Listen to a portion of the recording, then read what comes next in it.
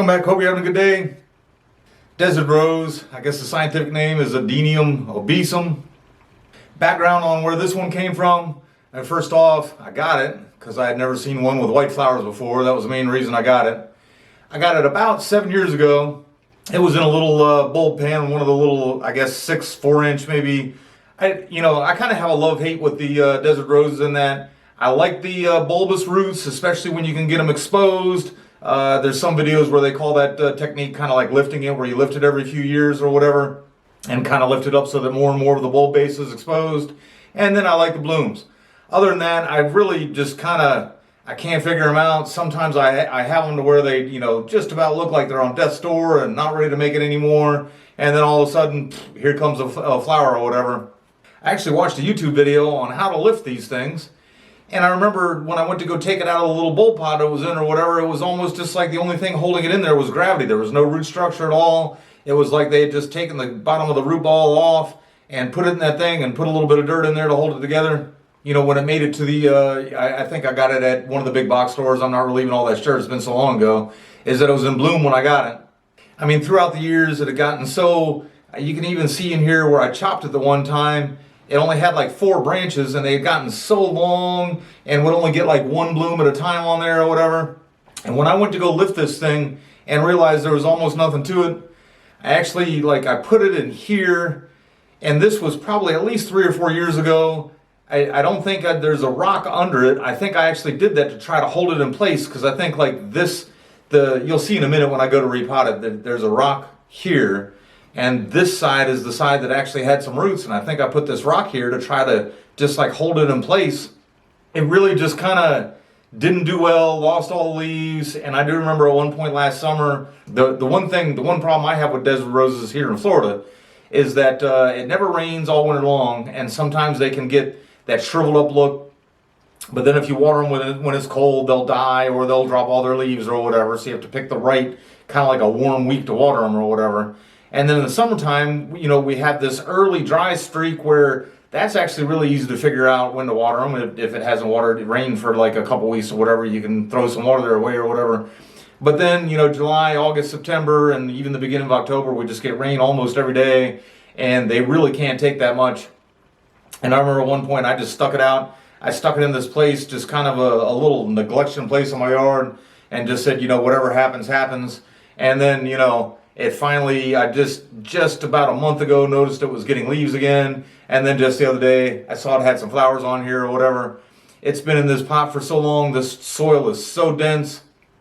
And go ahead and just try to clean it up a little bit, give it a repot, and see what it looks like. And, hope it recovers more. Maybe get the whole thing blooming again. We'll see what happens through time. All right, first thing I'll do, this rock sitting here, and that's kind of what gave me the idea that maybe I had been using both rocks to try to prop it up a little bit better. It's got some weeds growing in here.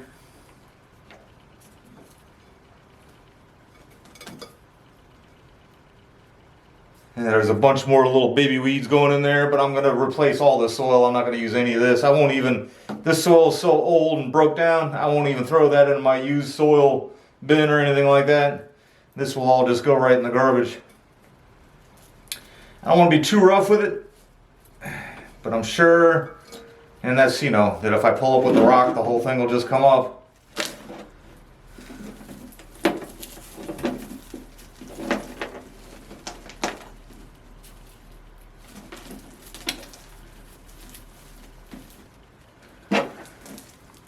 And I have to say, on a little thing actually has a grip on the rock there. Really had no intention of keeping that rock.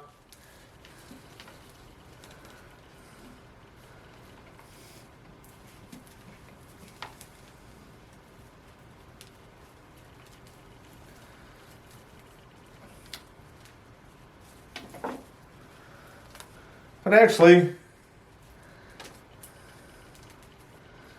maybe I will go ahead and keep it. These two, so you can actually almost even maybe tell, when I pulled it up out of that bulb pan, the thing had no roots. You can see where that root just ends there, and that's probably where it had the least amount of roots. And then there was a little more back here, but I'm pretty sure from here on is all new, and like from about there on is all new. And it actually did kind of wrap itself quite nicely around the rock there. And seeing how I've had so little luck with these things, I don't think I want to, go ahead and rip it out or whatever. It's almost kind of embedded right there. So I'll probably go ahead and leave it. I got a pot that's a little bit less wide for it. In that my original thought process was I was going to I couldn't really see that these roots had kind of clasped the rock. And so I thought that it would just kind of like plop right off the rock. And then I could take that wider pot and kind of like plant it in there pretty much more, like a little more shallow than it was, but also try to get some better root spread on it. But since I'm going to leave it on the rock here, I'm going to go ahead and just put it even just slightly a little bit too deep into here. And then, like I said, use that process of lifting over the time. And, might be a nice looking little yard feature one day. I don't really think of desert roses as being trees, but there's still interesting things you can do with them. Like I said, I do kind of have a love-hate in that. I mean, I might go through all this work and this thing will just like suddenly seem dead for a while, and about the time I decide I'm just going to go ahead and throw it away, boom, there it is with some flowers. I think a little bit higher than that.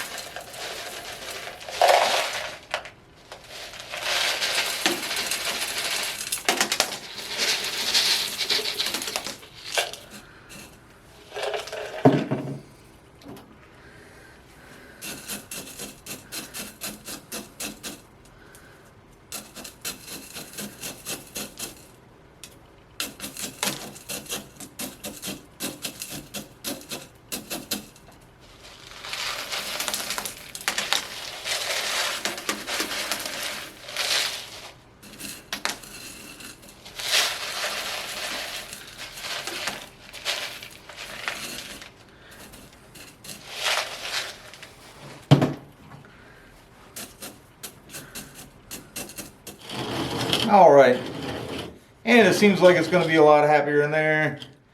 Cleaner pot. Does have a little price tag or something that was on there that I couldn't quite clean off, but it's just terracotta. I think I've never really even used this pot other than I just took whatever I bought it in and took it out of it right away. Once it gets out there in the sun for a while and everything, that'll probably wear it off. The most important, the only way I've ever killed any desert rose or even port is too much water at the wrong time of year. And with the desert roses, it was water in the wintertime. I had a couple that I was just kind of wanted a little project to work on, and I worked them over the summer or over my winter break. And we had a little cold snap in there, and I had watered them. They are succulents in that whenever you disturb the roots at all, you really need to let whatever kind of wounds you gave them heal over and everything. So I'll put it someplace, try to get it in as much sun as I can, but also in a place where it doesn't get any rain for at least a week or two. And then if I notice the caudex, this is the caudex, they call the bulbous part there the caudex. But if I notice start to shrivel up at all or anything like that, I'll go ahead and water it and or put it in the rain. And again, part of keeping it out of the rain is keeping it out of the range of the neighborhood cats and everything too. You want to keep it undisturbed, let it reestablish a new root system and everything.